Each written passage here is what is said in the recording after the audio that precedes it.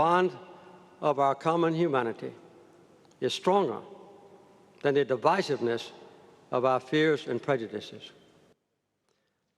Remembering former President Jimmy Carter, the 39th President of the United States, passed away today, leaving behind a political legacy and a lifetime of service. In Washington, D.C. tonight, flags fly at half-staff at the White House in Carter's honor.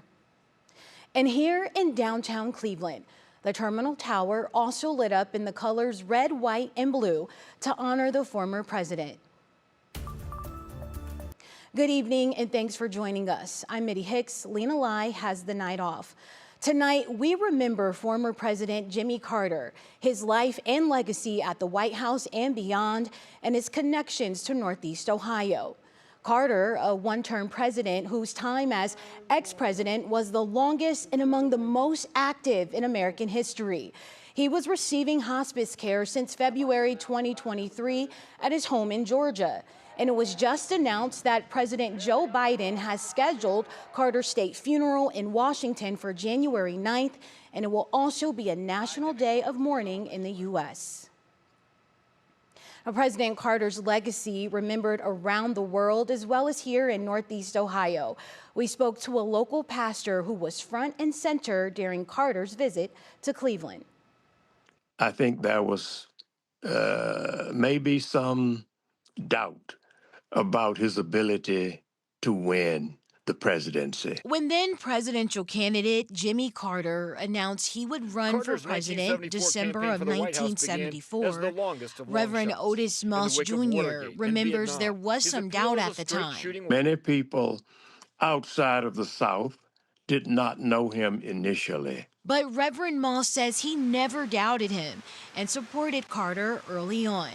That's why he said yes when he got a call to host the then candidate at his church. That visit went so well that after he was elected, President Carter asked to come back. Moments Reverend Moss will cherish forever for a person he calls remarkable. He was committed to human rights, civil rights, and his relationship with the African American community was an excellent relationship. And while President Carter only served one term, Reverend Moss says the world can learn so much from his leadership in human rights and respecting others. He demonstrated that one can be profound and active in his or her religious